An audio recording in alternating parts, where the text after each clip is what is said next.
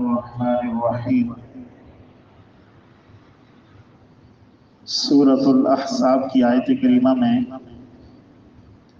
اللہ جل جلالہ نے اپنے نبی صلی اللہ علیہ وسلم سے خطاب فرمایا، یا ایھا النبی قل لازواجک وبناتک ونساء المؤمنین یدنین علیہن من جلابیبہن۔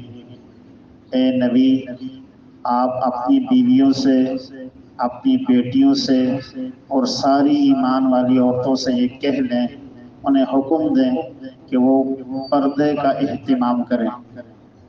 پردہ یہ کسی مولوی عالم مفتی کی بات نہیں ہے، یہ اللہ رب العالمین نے اپنی بندیوں کے لیے فرض کر دیا ہے۔ نماز فرض ہے، روزہ فرض ہے، زکوٰۃ فرض ہے، بالکل اسی طرح عورتوں کے لیے پردہ بھی فرض ہے۔ عزیزو، دنیا کس طرف جا رہی ہے، لوگ کیا کر رہے ہیں، ماحول میں کیا ہو رہا ہے، ہم نے اس کو نہیں دیکھنا۔ ہم تو مسلمان ہیں الحمدللہ، ہم نے اپنے رب کے حکم کو دیکھنا ہے۔ باس کی بات ہمیں سمجھ آتی ہے، اللہ رب العالمین کی بات سمجھ کیوں نہیں آتی؟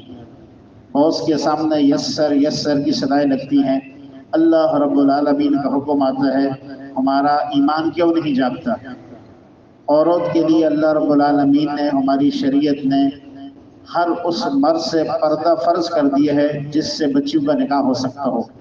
ماموں کا بیٹا ہے، خالہ کا بیٹا ہے، چچا کا بیٹا ہے، پھوپھی کا بیٹا ہے، یہ سب ہماری بچیوں کے لیے حرام رشتے ہیں، ان سے پردہ فرض ہے۔ اور جہاں نکاح جائز ہو سکتا ہو وہاں پردہ فرض ہے۔ آج کل ہم ہمارے معاشرے میں دیکھیں، لوگ تو اپنے ان کزنوں کو بھائی بیٹھے کہہ رہے ہیں۔ یہ غیروں کی تہذیب ہے کہ ان کے ہاتھوں میں ہاتھ ڈال کے چلنا آخرت کے اعتبار سے بڑے نقصان کی بات ہے۔